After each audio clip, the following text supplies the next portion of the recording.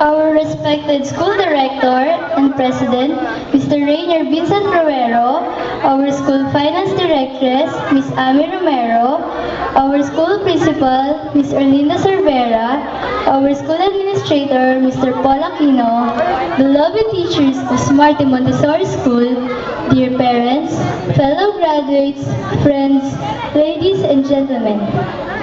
Tonight, we gather together to bear witness as the Smarty Montessori School, class of 2012, partake in this important milestone of our education, as well as in our lives.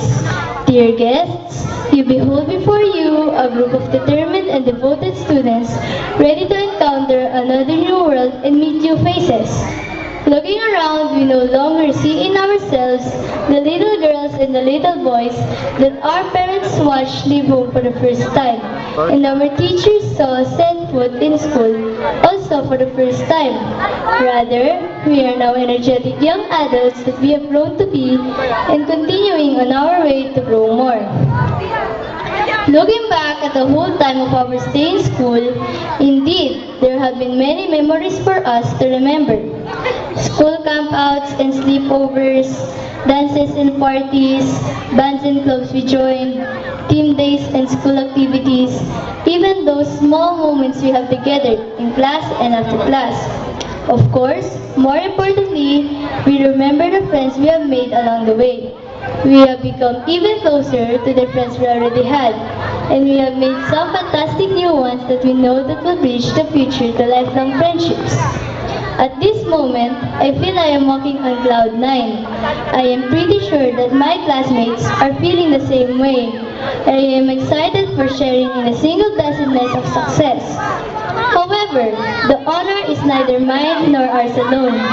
On this special occasion, I would like, on behalf of all of us here, to give our most heartfelt gratitude to all those people who gave us their support, those who have been behind us, and those who have been with us all along. First and foremost, we thank our parents. I make special mention of my parents, Mr. Arvin and Mrs. Malu Balderosa.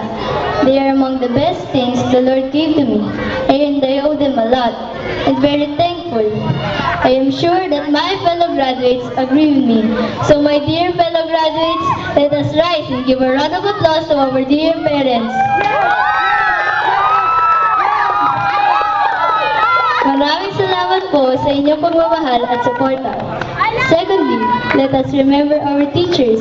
They have made sacrifice giving us the seed of knowledge.